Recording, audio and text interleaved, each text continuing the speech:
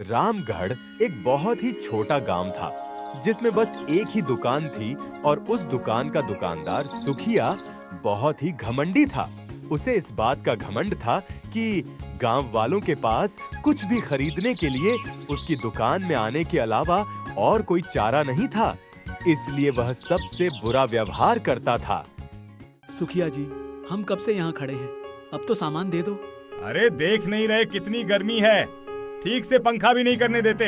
जल्दी जल्दी बताओ क्या चाहिए। मुझे 1 किलो चावल देना। अरे सुनते हो, आकर खाना खा लो। हाँ हाँ अभी आया। सुखिया, ये तो बहुत गलत बात है। हम इतनी देर से यहाँ धूप में खड़े हैं और तुम हमें बिना सामान दिए दुकान बंद कर रहे हो। अरे तो मेरे लिए खड़े थे क्या? अपने लिए खड़े थे? सामान तुम्हें चाहिए या मुझे? अगर इतनी ही दिक्कत है तो जाओ और कहीं और से खरीद लो। अपने घमंड में चूर सुखिया दुकान बंद करके चला गया और गांव वाले चाहकर भी कुछ नहीं कर सकते सिवाय आपस में बात करने के। सुखिया की रोज रोज की यही कहानी थी।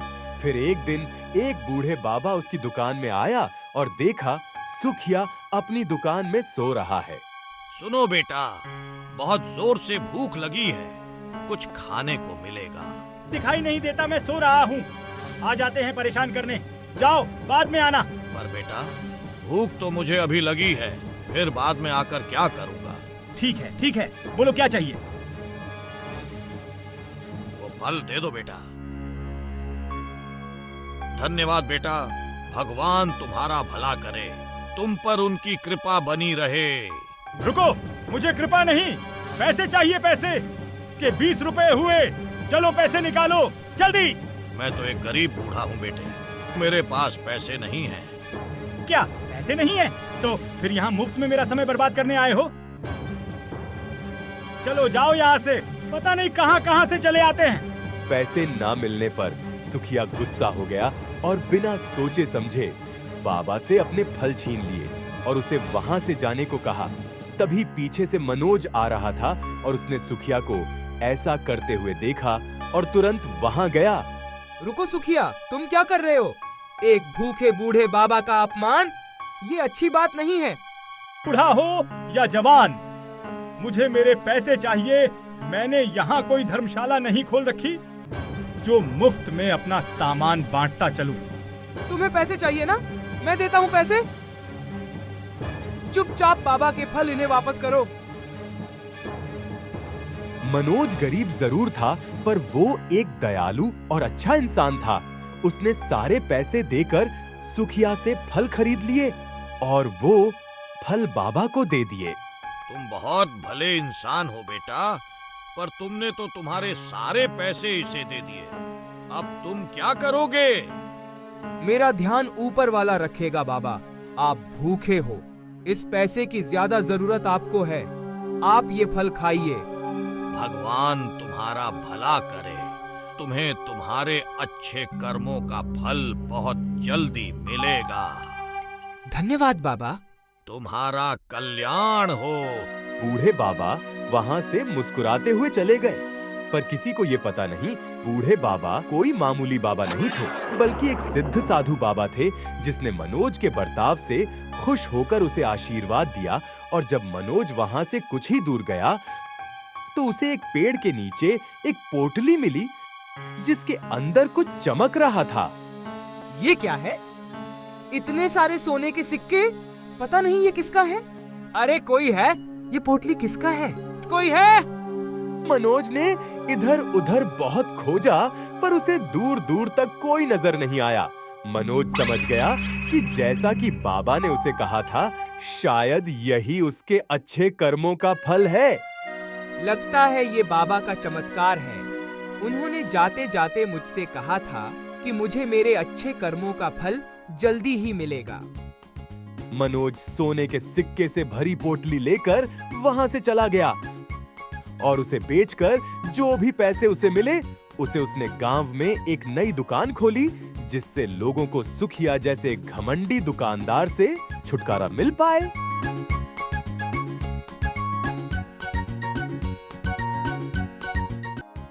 ये दुकान खोलकर तुमने बहुत अच्छा किया मनोज। कम से कम अब हमें सुखिया के घमंड का सामना नहीं करना पड़ेगा। पर इतने सारे पैसे तुम्हारे पास आए कैसे? सब ऊपर वाले की कृपा है। मनोज की दुकान खुलते ही लोगों ने सुखिया की दुकान में जाना बंद कर दिया, जिससे सुखिया, जो गांव का सबसे अमीर आदमी था, वो गरीब होने लगा। और जब उसे ये पता चला कि ये सब मनोज की दुकान के कारण हो रहा है, तब उसने मनोज की दुकान बंद करने की एक तरकीब सोची।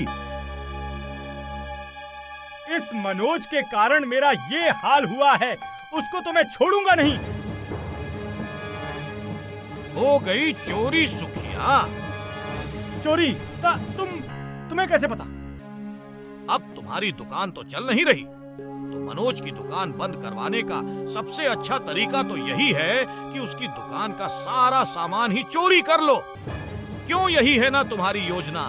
मुझे सब पता है, पर याद रखना, सबको अपने कर्मों का फल मिलता है, चाहे कर्म अच्छे हो या बुरे। साधु बाबा की बात सुनकर सुखिया आश्चर्यचकित हो गया, क्योंकि उसने जो बात सोची थी, वो सारी बातें साधु बाबा को पहले से ही पता थी। कौन हो तुम? मैं हूँ महर्षि मलकम। उस बूढ़े बाबा की असलियत जानकर सुखिया के होश उड़ गए, क्योंकि ये कोई मामूली इंसान नहीं, बल्कि परम सिद्ध और चमत्कारी महर्षि मलकम थे, जिनके पास बहुत सारी शक्तियां थीं। मुझे माफ कर दीजिए महर्षि, बहुत बड़ी गलती हो गई मुझसे, जो आपको पहचान नहीं पाया और आपका अपमान किया। मैं हूँ या कोई और, तुम्हें किसी का अपमान करने का हक नहीं है सुखिया। अपने घमंड में तुम इतने चूर हो गए कि लोगों का अपमान करना तुम्हारी आदत बन गई। वहीं मनोज गरीब होते हुए भी अपनी हैसियत से बढ़कर भी लोगों की मदद करने से पीछे नहीं हटता। इसलिए तो वो अपने अच्छे कर्मों से फल से आज अमीर हो गया, और तुम अपने बुरे कर्मों से गरीब हो गए। मुझे माफ कर दीजिए, मुझे अपना सबक मिल चुका है। अब मैं कभी किसी से बुरा व्यवहार नहीं करूंगा। ठीक है, इस बात को याद रखना, और मनोज की दुकान का सारा सामान वापस रख दो। जो आज्ञा बाबा, आपका बहुत बहुत धन्यवाद। महर्षि मलकम वहां से गायब हो गए, और सुखिया को उसका सबक मिल चुका था। उसने तुरंत चुराया हुआ सामान मनोज के दुकान में रख दिया और वहां से चला गया। उसके बाद सुखिया का घमंड हमेशा के लिए खत्म हो गया। धीरे धीरे उसके अच्छे व्यवहार के कारण लोग फिर से उसकी दुकान में आने लगे, और अब रामगढ़ में 2-2 दुकान थे।